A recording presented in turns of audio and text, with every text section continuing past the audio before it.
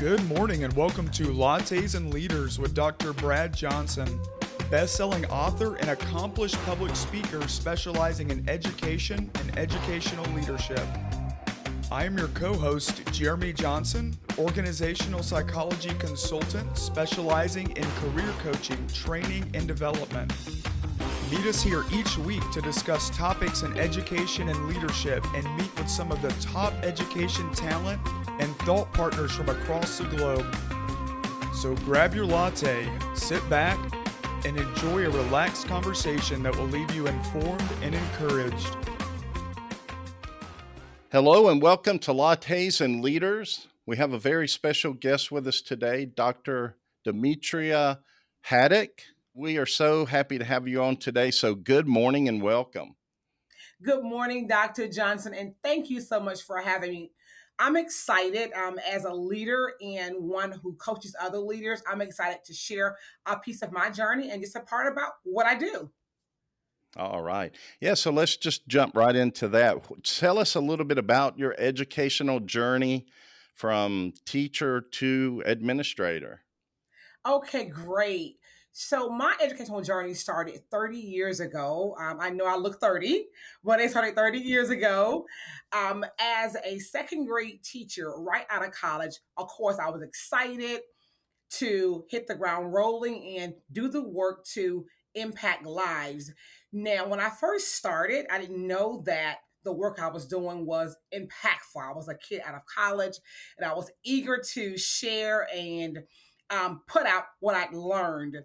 In my first year, I received an award that was called the Sally Mae First Class First Year Teachers Award. So I was super excited about that, which meant that I hit the ground running and I had no idea that I was doing so. So from there, I taught a couple of grade levels. I taught some intervention courses. I coached as an instructional leader. I helped to roll out the international baccalaureate program. And then from there, my light bulb hit. Wow, you want to be a leader. It's time to make that thing happen. So from there, I was an assistant principal for a nice amount of time. And I enjoyed that. I mentored other leaders, and I was able to pour into them. And I said, "Wow, I'm going to take this thing further." And then I got the job as a principal, which I truly loved. So fast forwarding to where I ended as a turnaround principal. My former school, which was Woodward Elementary School in the DeKalb School District, it was a wonderful school. We were about 95% or so Hispanic, so the job was tedious but not impossible. So my goal was to figure out what needed to be done so that we could soar and come out on top. Last spring, I presented exactly what we did, and I empowered three parts of my school, or three stakeholder parts, which are my parents, my teachers, and my students. And I call that my power three. When I was at the ASCD conference, I dug a little bit deeper and shared with the audience how I empowered my power three. So my power three, you're hearing now, that's a small nugget of a piece that I'm going to expand and complete my book on. Empowering my parents, which meant that you can't be successful with a child unless your parents are on board. So making sure that our parents were a part of the learning process, making decisions at our school. They did data walk, they did focus walks. We had those things interpreted so that they would understand what's expected. My parent liaison and my parent center had powerful courses to teach our parents how to help their kids. And then with our staff, of course, they dug very deep into the data. We did a lot of small groups. They helped each other. They were able to do data walks amongst their teams. They shared the findings, noticings, wonderings.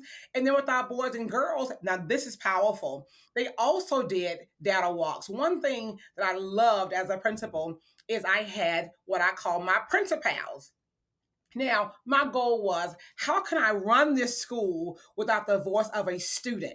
So from pre-K through fifth grade, my students were chosen and they helped me make decisions. They looked at data. They also did school-wide focus walks, and they came back and they poured into me as a principal. Now, our student-led data talks as well were very powerful. This is where our boys and girls took their data and they sat down with mom or dad and they shared where they are now and what it would take to go to the next level. So again, that student accountability and the parent accountability piece went hand in hand, and we were rocking and rolling. This past December, we received an award from the state school superintendent because we were a Title One reward school. We beat the odds, having the highest gains coming out of the pandemic. So again, I was super excited as a turnaround principal. But my Power Three, that's my package. That's my go-to, and as they say, my secret sauce for what I use to help turn that school around. The parents, the teachers, and the students empowering my Power Three. Yeah, I love that. And I think it's so important that one piece. A lot of times we think about including the parents, but the students, a lot of times we just forget about them, even though they or should be the focus.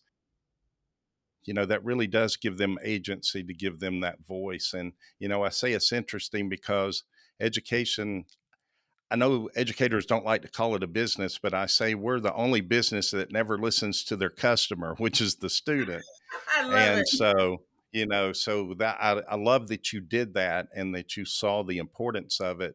And I can see how that would, make a big impact on the decisions and the choices that you made going forward. So, and can't wait for your book. So we'll have Yes. to share we'll share some of that on the website when this posts too. So congratulations on all that you're doing. So when you look back over your path, moving into administration, I guess, and it can be from teaching too, or from anywhere along the path. Has there been a person or two that kind of stood out or really impacted you and your rise up through the ranks? Now I smile when you ask that question because I always get in trouble when I start to name my former teachers because they were all awesome, Dr. Johnson.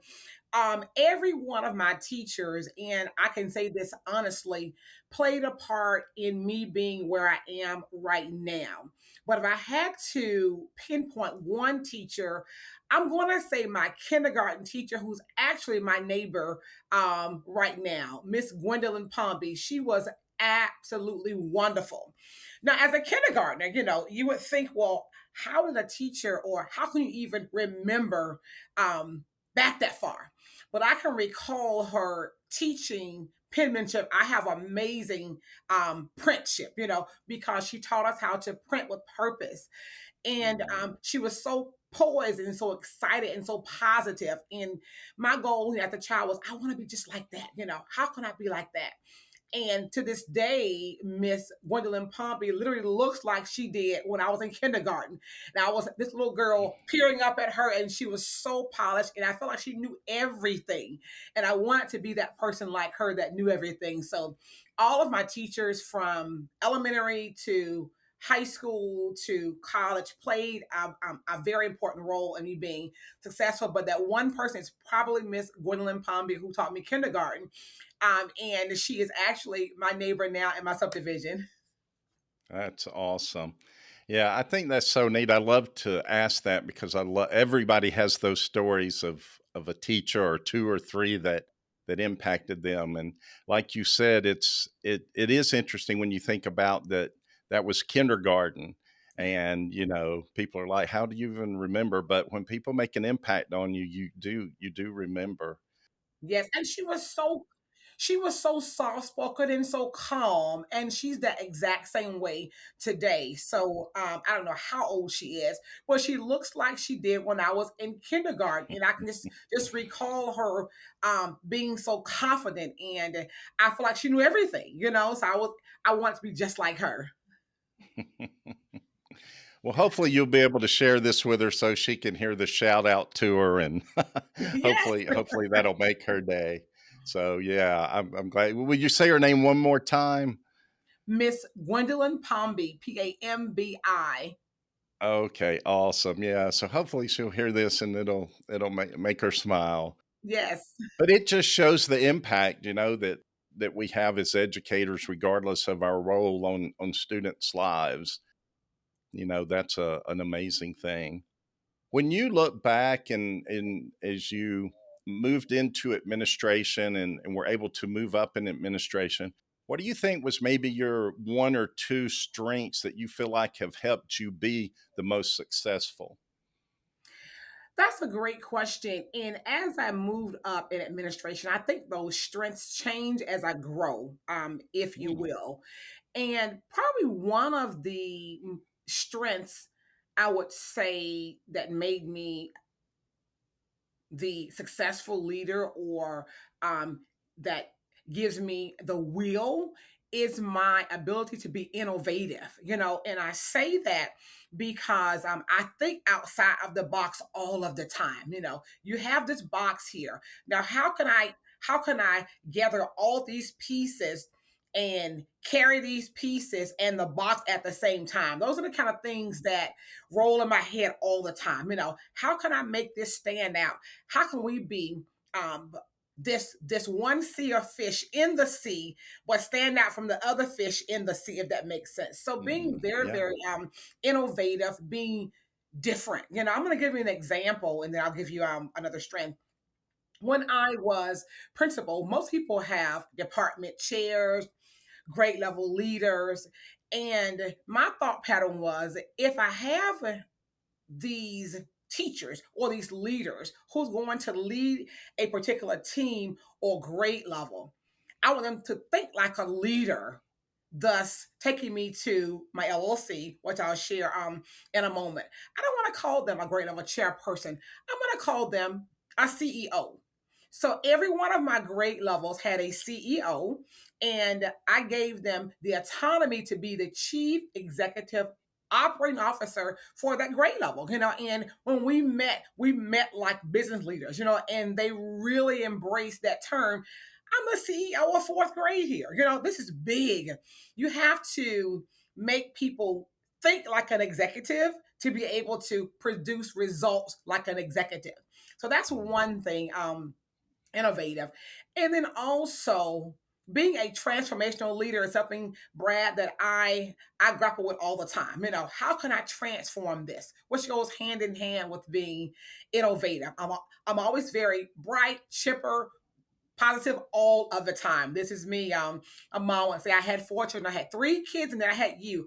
I have no idea where I got you from because I'm always excited. I'm always positive, and wanting to change and impact something. So being a leader that is transformative is something that I hold near and dear to my heart. If it needs to be transformed, let's make it happen. Let's figure out how to make it happen. So I compete with myself a lot. Once I reach that top level, what's next?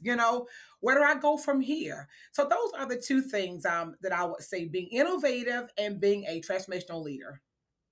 Oh yeah, and you're right. You said they kind of go hand in hand, and they do, because it's about thinking outside the box. I know we hear that all the time, but in our culture, and you think of like the advances in science and technology are so fast and so quick that you have to be adaptive. You have to be innovative, and it's kind of ironic because as a culture, in the United States, we pride ourselves on being innovative and creative, but a lot of times we don't see that in education. So it's That is correct. refreshing that you bring that mindset, and I can see why that would be helpful in transforming a school. Like the turnaround school, to have that mindset to be. I think you have to have that mindset not just to be innovative, but to be willing to take those chances and to make those changes. So that's That's that's a, correct. a great trait to have. That's a good point that you mentioned, Dr. Johnson. When you mentioned mindset, that's something big that I like to harp on all the time. I don't think the world honestly understands the purpose of growth versus a fixed mindset. And when you think about what it takes to have a growth mindset, it's scary. It's scary, but it's fun. It's fun because how can I challenge myself to not do things this way? I'm going to share one thing real quick that I did with my staff as principal. I started off the school year with having them to hold a pencil or a pen. I'm going to give you an example. I said, use your most dominant hand. And of course, my most dominant hand was my right hand. Let's just simple, let's write your name. And they were all smiling great. Now let's switch this pencil or pen to your least dominant hand, which is your left hand. Now write the same thing. And you heard the moans and the groans and the laughs and how long it took, you know?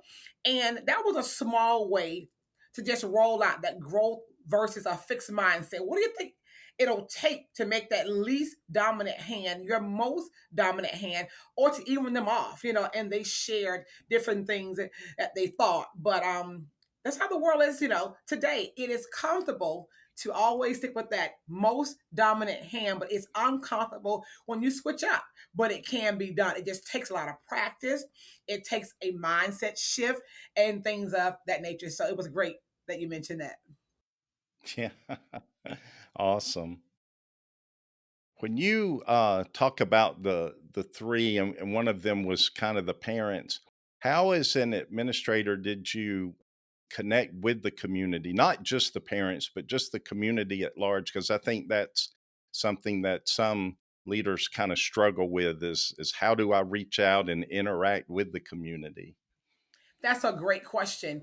And interaction with a community is so important. That's half the battle. When you have your community on board with you, you can conquer the world. So making sure that I heard from my parents, they took part in most of the school-wide decision making. That's the first thing. Whether it was our Title I budget, how the monies are spent, knowing that monies are going in this pot for technology, they're going over here for staffing. What do you think? We're buying these resources. This is what they do. Give me your thoughts.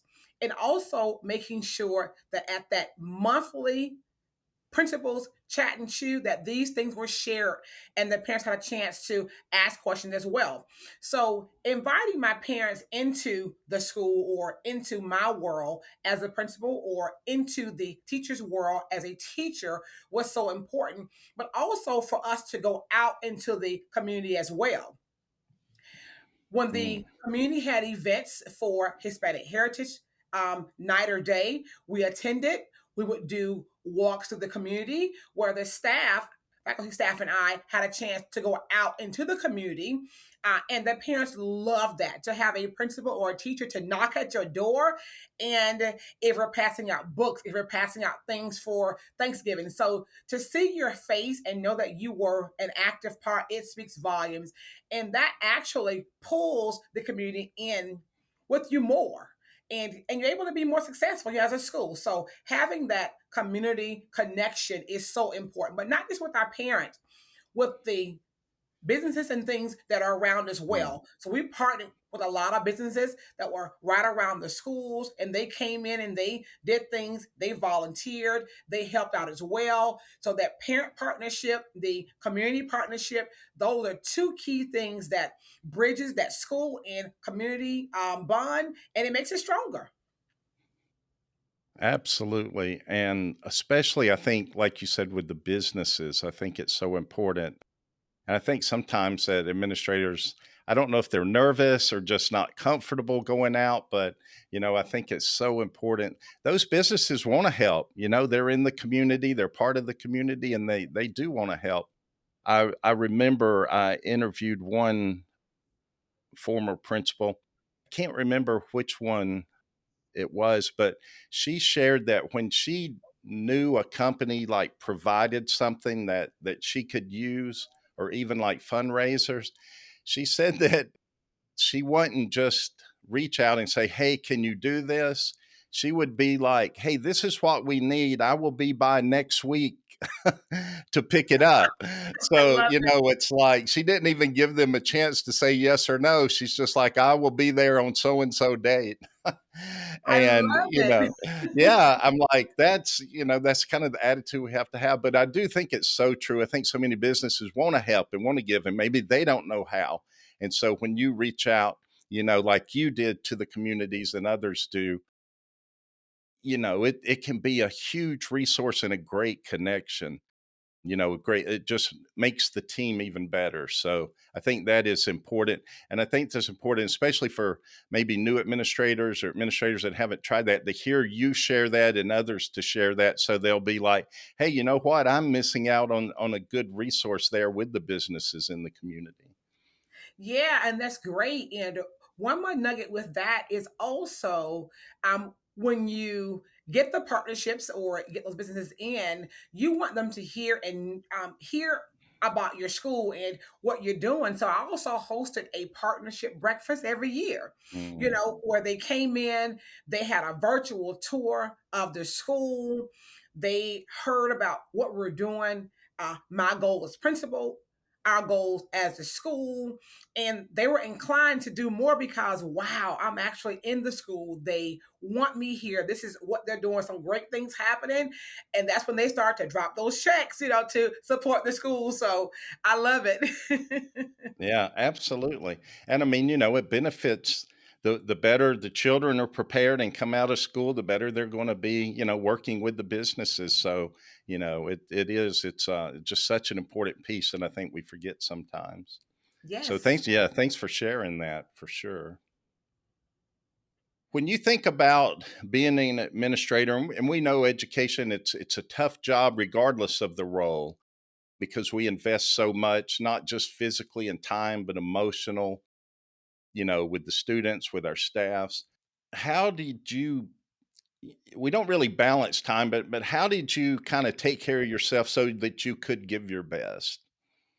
Wow, that's a great question. So I'm going to answer this twofold. First, I'm going to share with those who are principals, how do you balance that time so that you don't get so overwhelmed or so bogged down? And I had to figure it out as well. And the first thing is you can't do it alone. You have to empower your staff to do it with you so that you have an entire school-wide wellness campaign going on all together. So some things that I did as a principal was I would have my staff to do challenge steps throughout the day from time to time. I would have them do challenge steps after work. We would do post and group me. We're going to leave out of here today about 15 minutes early, but it's something for you to do for yourself. Post and group me what you're doing for yourself. It could be a picture, it could be yoga, it could be going and sitting in the park, but something that you're doing for yourself, not for your family, not for your children, but for yourself. And so I wanted to make sure that I was a part of a school-wide campaign that we all embrace self-care. Now, myself as a leader, what I'm doing now is I try to coach and I have to remind those principals that you have to balance. Now, it's a little difficult to find that balance because when things happen from time to time at school, you may have to stay after to handle an emergency. So you put those things in your backpack. You have those good times in your backpack so that you're able to use those. Self care is important. And one thing that I learned, or I just learned from the Pavone firm that I'm working with as a coach, was that B1B goal. What can you do that can make your life 1% better? You have those things that, oh, I want to lose weight. I want to make sure my heart's healthy. I want to eat better. But what's attainable? What can make your life 1% better? So that B1B goal is important, and it actually helps you to balance. So my B1B goal is to make sure that I exercise 5 out of 7 days. Now, yes, of course, I want to do every day, yes. So that means that if I do every day, I've exceeded my goal. But five out Mm. of 7 days is my B1B goal. And then I met with a colleague to say, now, how can we balance our B1B goals off of each other? She goes to the gym in the mornings at 5:30, and she does an intense workout. So my goal is, if I can try to join you maybe one time, I'm trying to work on my B1B goal, but what I could do to make my life 1% better. So having that person, that accountability partner, is super. It's great to help remind you of, this is what you said you're going to do. Now, that accountability partner, it can't be your husband or your wife or your children, because because if they have things that they need to do, their life will take precedence over that B1B goal. I know you want to go to the gym, but I need this.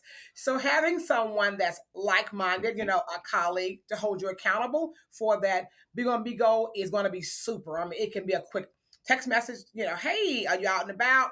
I'm on the bike, I'm out walking.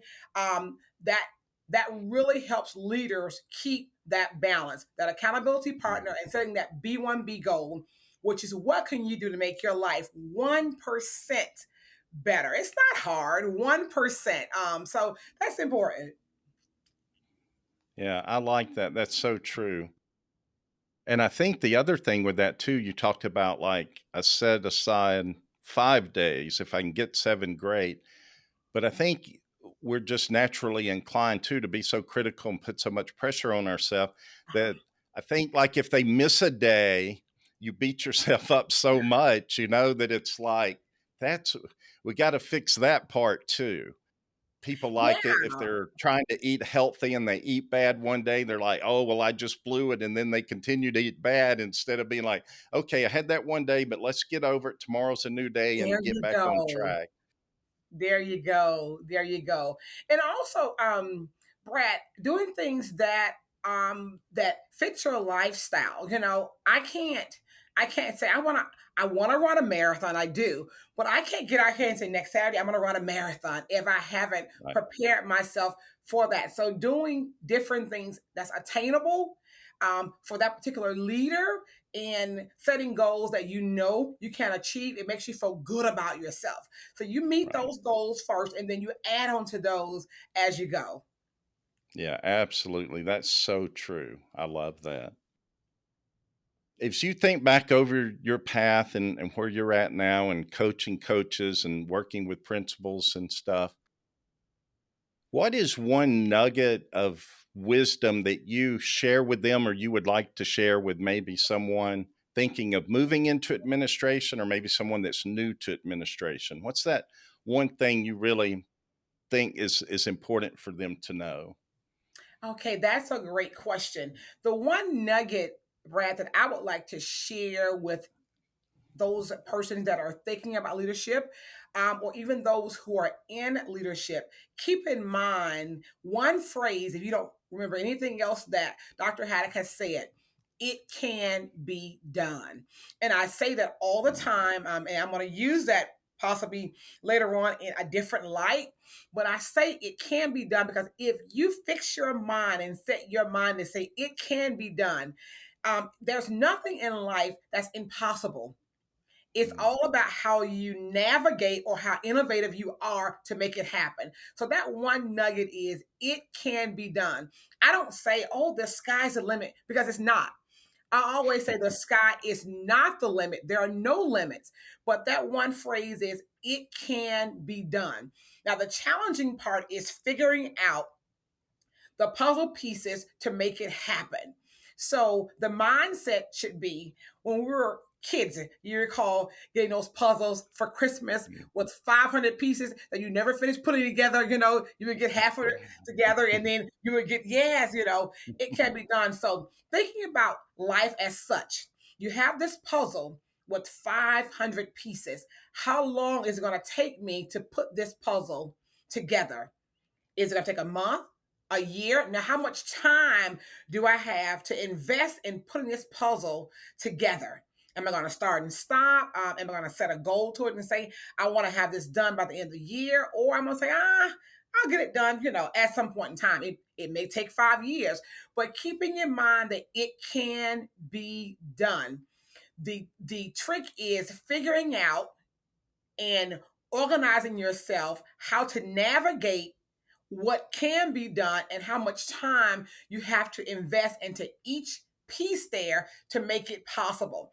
That's one piece I work with my principals on now, making sure that you pass that baton, and you know how to delegate. You have to figure Right. out what your big rocks are. What's a big rock for you? What's a pebble? And what's sand? Sometimes we spin our wheels on sand things that are sand.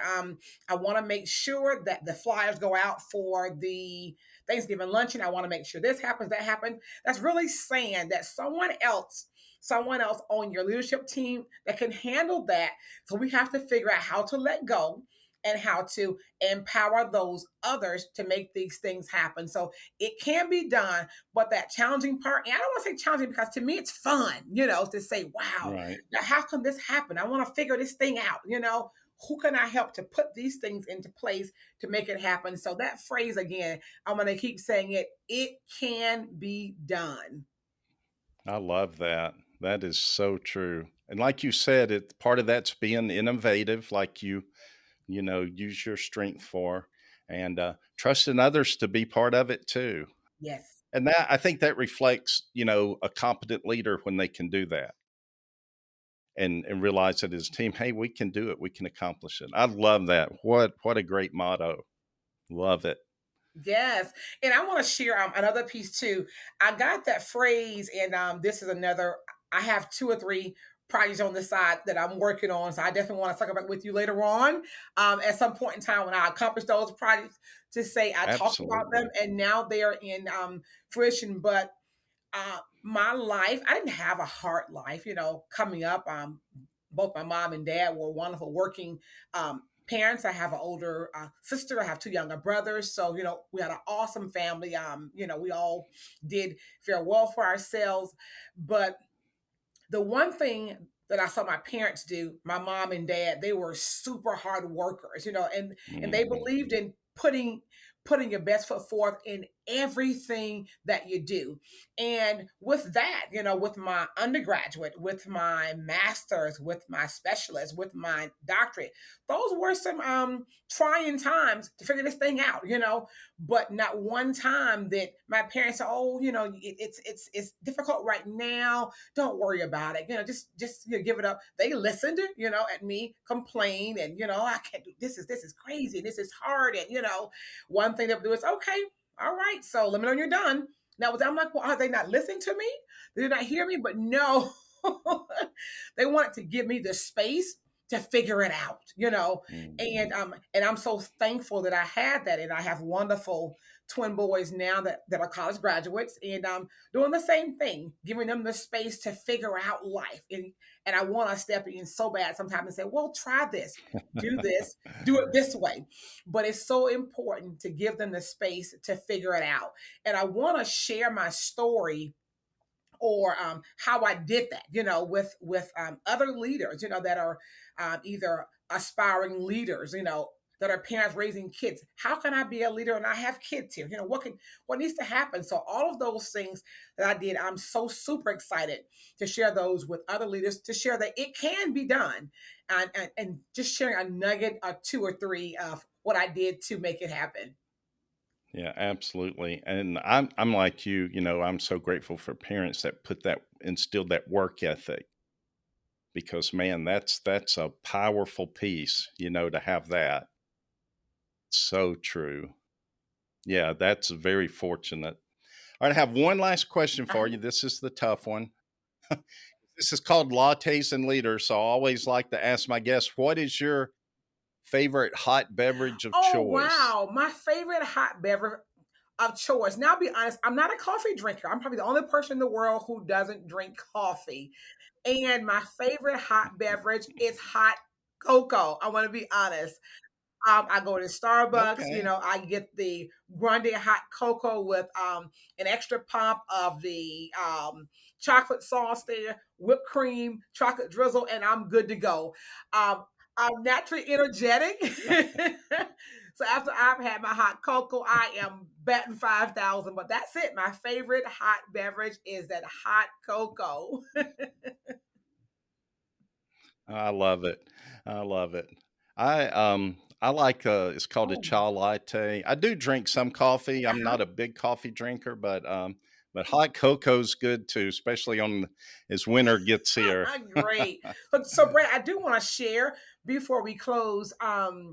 As a coach and as a leader, I know how important it is to uh, create and build other leaders, pass on the baton to create a world of world-class leaders. So I have just completed my LLC. It's called the executive level, and it's going to be creating a platform on how to breed leaders and get them to think like an executive, how I did with my teachers and Mm. my grade level leaders. So I want to make sure that I branch out and I share that part on how to get leaders to think like an executive. If you think like an executive, you then become a top tier leader and you get top tier results. There you go. Absolutely. And we'll share your website and links and everything when this comes out. Absolutely. So I'm excited for you, excited to hear more about what you're doing. So we'll have you back on Yes. in the spring sometime so we can find out where you Yes. are with your book and with your other projects. So absolutely. Yeah. So well, thank you so much for taking the time to be with us, for sharing your story, and it was just enjoyable spending that time with you. Like I said, we'll put the links on where people can see what you're doing now, and we'll have you back on later to see how everything else has come to fruition because we That's it. know it It can can be be done. done.